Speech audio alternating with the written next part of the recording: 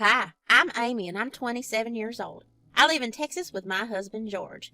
We have a big house there that we built together. My husband is a mechanical engineer and super talented.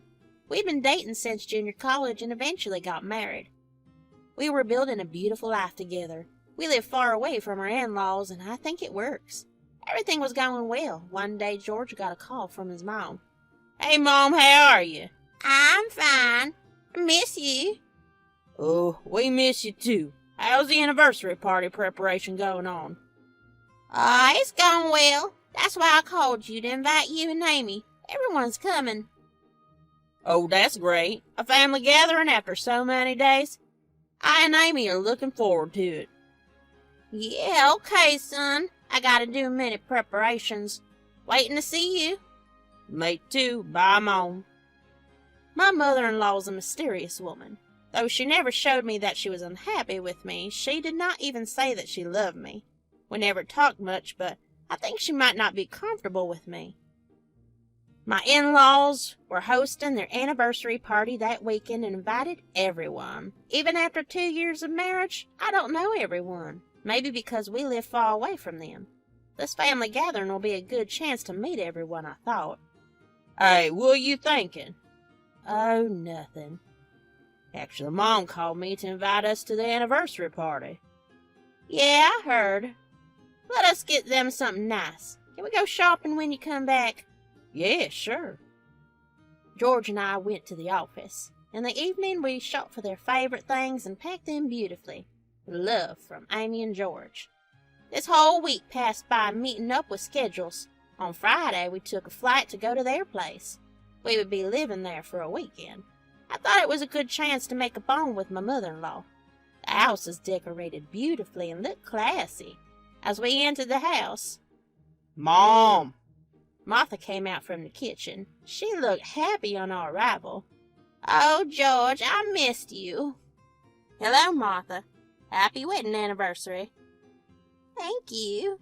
I handed over our beautifully packaged gifts. She glanced at the gifts and smiled at me, but I do not know why the smile felt fake. Anyways, I ignored it. The party was in the evening and almost all arrangements were made. "Why don't you both rest for some time? Everyone will start coming now. Be ready before 7. "Okay, Mom. Let us go, Amy." "Okay." George was from a wealthy family, and I was from the middle class. Maybe that's why I still do not fit here. Anyway, I'll do my best to turn my mother-in-law's affection towards me. We took some rest, and then I got ready in a beautiful satin gown. I was looking so classy. While I was doing my makeup, George woke up. "Oh my God, you looking so pretty. I want to marry you again." "Stop it. Get ready.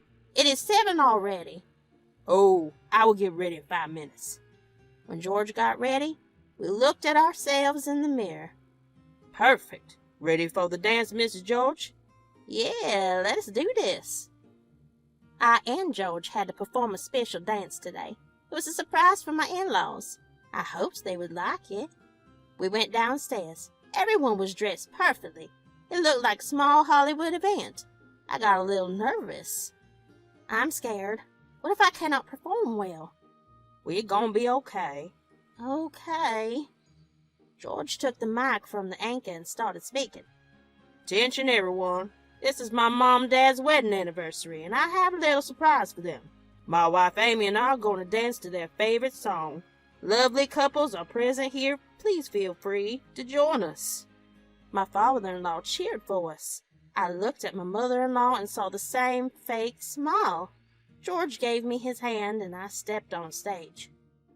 Our dance was so cute and beautiful. Everyone was cheering for us. It reminded me of our wedding dance. I was so lucky to have George as my life partner. Our dance changed the mood of the whole party. After the dance, everybody praised us a lot for how beautiful and perfect a couple we were. My in-laws looked happy. As the dance was over, George went to meet his cousins. I saw George talking and laughing with a beautiful girl. I'd never seen her before. George seemed to be enjoying the party, but the more they laughed together, the more insecure I felt.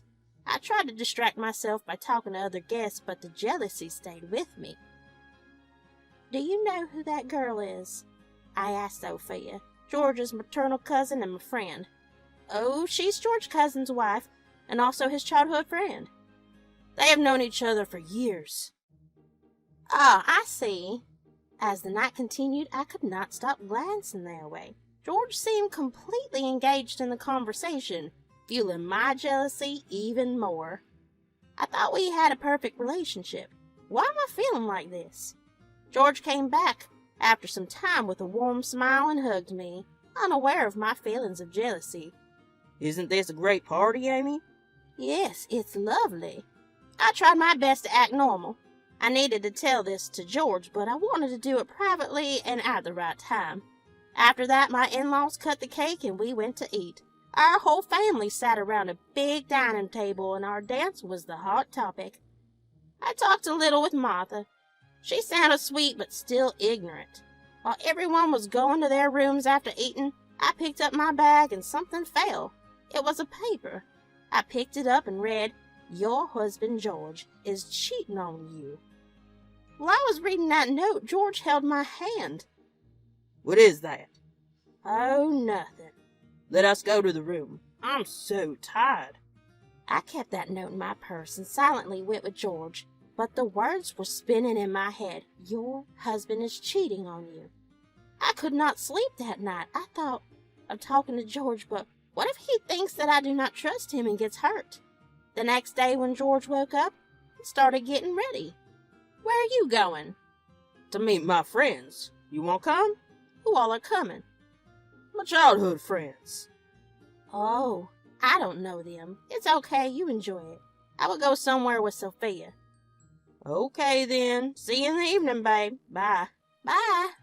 George went to meet his childhood friends, which means that the girl will also come. Is that not true? I got this thought, but I got angry at myself. George will never cheat on me, but that note. I decided to talk with Sophia about it. I called Sophia. Hey, want to come for some coffee? Why not? I will meet you at the cafe. Sophia was the only one I felt comfortable with, and she knew everyone very well. She might have some idea about the note. Thinking this, I reached the cafe.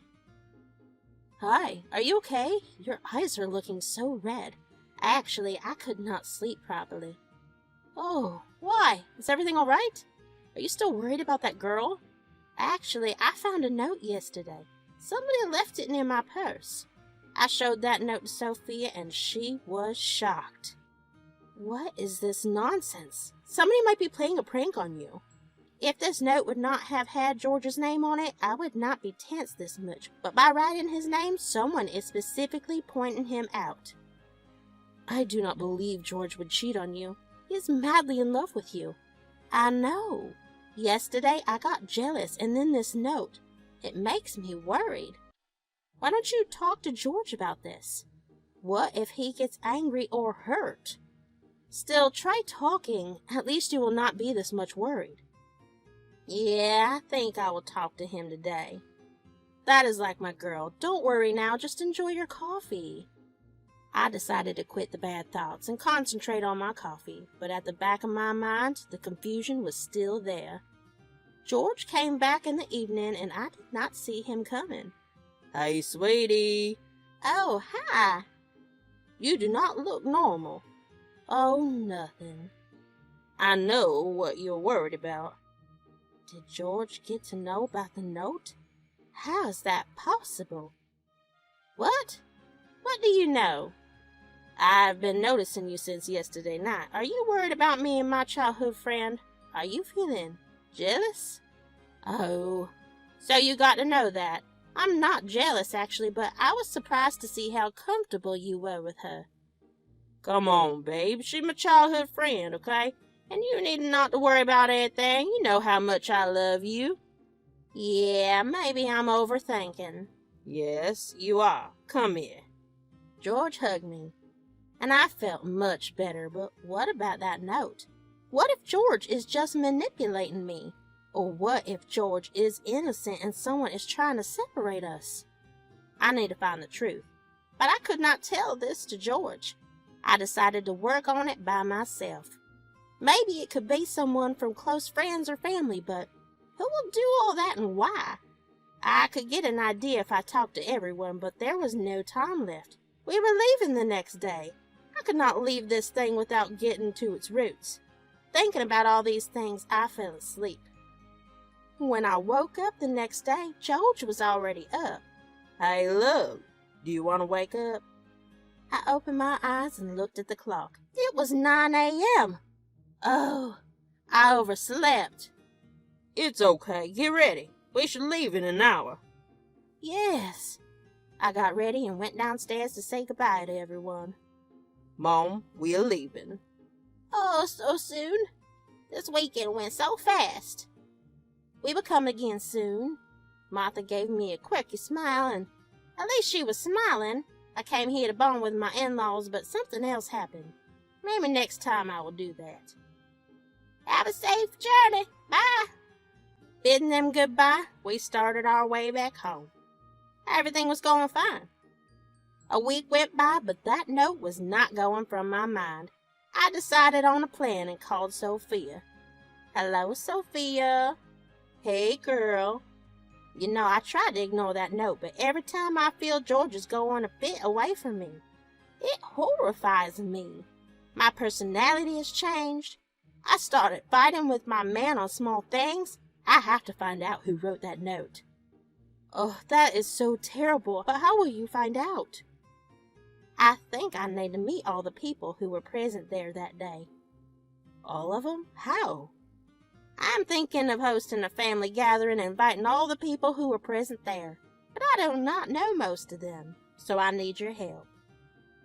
That's a smart idea. I will send you the names and contact numbers of all the people present there. You invite them all, but do you think the person who wrote the note will come?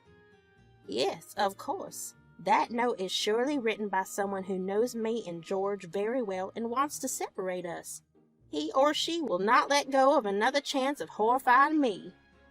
Yes, that's correct. Let us get started with the preparations then. Yes, I will talk to George. Thank you. Bye. Bye. I was behaving weirdly with George for a week. He will feel better if we throw a party. I decided to tell him after he came back from work. Hey, George, I want to tell you something. Yes, please. I'm feeling bad that I'm behaving weirdly with you. It's all about my overthinking and fear of losing you. I'm sorry. Hey, it's okay. I understand. I'm thinking about hosting a family gathering. How about we call your family and childhood friends? I will get a chance to engage with them, and we will get some change too. That's a good idea. I'll help you with the preparation. Okay. I dialed all the numbers Sophia sent me and invited everyone. The preparations were almost done. Food, decoration, music. My in-laws and Sophia came a day before. Hello, Amy. Where's George? Hi, Martha. He's at work. He will come in some time. Come, I will show you around. Amy, I must say, these decorations look rather cheap. You should change them before the guests arrive. Oh, I'm sorry you don't like them, Martha. I tried my best to make it look nice. Well, it's just that we are used to a certain standard, you know. This looks a bit tacky. I understand, Martha. I will see what I can do to improve it quickly. Good, good. You should make it look more elegant and refined. Our relatives will be here after all. I felt a mix of frustration and hurt at Martha's comment.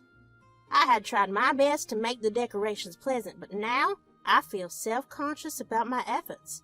Nevertheless, I did not want the negativity to ruin the gathering, so I hurriedly started making some changes. Sophia, can you please help me with the decorations? Martha didn't like them. Of course, Amy. Let us work together and make it look better. I and Sophia quickly rearranged some of the decorations and added a few touches to make it look more sophisticated. I hoped that these changes would please Martha and the other guests. George arrived home. Hey, Amy, the place looks great. Thank you, George. I'm glad you like it. You put in a lot of effort and it shows. Everything looks perfect. I suggested her changes. It was too tacky before. "Oh, Mom, it's okay. Amy has good taste. Anyway, the result is nice." Martha did not look satisfied with George's support towards me. I think it was common in all houses. Anyway, I had an important task to take care of. The next evening, all the guests started arriving. As decided, me and Sophia were spying on them. I knew the person would keep the note near my back, so I was spying on it as well. George was engaging with his cousins, and everybody seemed to be having a good time. I could not help but feel relieved that it was not any of them who had written the hurtful note. However, the girl I was jealous of was missing from the gathering. Could it be her? I decided to spy on other people, hoping to find some clues. When I saw the girl sneaking away to her room and locking the door, my suspicions grew stronger. I followed her and waited outside, eager to see what she was up to. While waiting, I heard a noise from my mother-in-law's room, like something falling inside the room. I called Sophia to help me keep an eye on the situation, but before I could investigate further, I felt the need to check on my mother-in-law, Martha, thinking she might need my assistance. I made my way to her room, but as I was about to knock on the door, I saw her writing something. I observed quietly, and to my surprise, she was crafting a note. Could she be the one behind the hurtful messages? My heart sank at the thought. I decided to bide my time and wait until dinner. As George called everyone to the table, I watched Martha's every move, trying not to let my emotions show. While everyone enjoyed the meal and laughter filled the room, I kept a watchful eye on her. Then, as if on cue, Martha sneaked the note near my bag when she thought no one was looking. But I caught her red-handed. I couldn't believe it was my mother-in-law who had done this to me. "What are you doing, Amy?" Martha's voice caught everybody's attention, and they started looking at us surprisingly. "First tell me, what are you doing?" "I was eating food. Leave my hand." "What is this, Amy? Why are you holding her hand so tightly?" "I will show you." I took that note and showed it to George. "Read what is written here." "Your husband, George, is cheating on you." "What nonsense! Who wrote that?" "Your mom wrote that." "Mom? Why would you do that?" "Stop lying, Amy. What is the proof?" "Proof? Your hatred towards me is proof. I saw you writing the note in your room. Since then, I've been spying on you.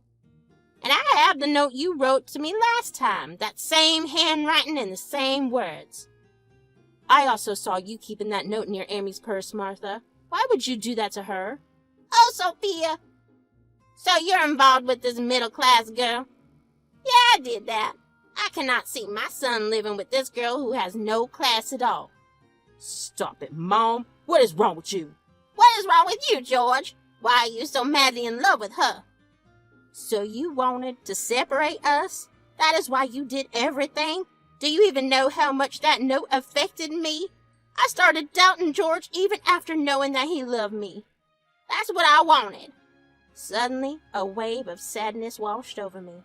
I could not comprehend how someone who was supposed to be family could harbor so much resentment. However, deep down, I felt relieved that the truth was finally out in the open. "Mom, I never expected this from you. Why would you not accept our love?" "I was afraid of losing you, George. I thought she was not good enough for you, and she is snatching you away from me." "Mom, Amy is everything to me. I love her, and I will not let anyone come between us. Not even you." "Martha, I don't want to be the cause of any rift between you and George. We can work this out together as a family." Martha started crying. Her expression changed from anger to sadness. "I am sorry, Amy. I let my insecurities get the better of me. I see now that you truly love my son, and he loves you deeply." "That is right, Mom. Amy might be from a different background, but what matters is she is a good person. Mom, let us move past this. Amy is my life, and I want you both to get along." "Yes, let us leave this behind and start fresh." With those words, the room felt calmer, and Martha's anger and hard feelings turned into regret. The tension between us went away, and we all had a nice dinner together. Afterward, in the following days, we made efforts to mend our relationship. We tried to understand each other more and accept our unique qualities.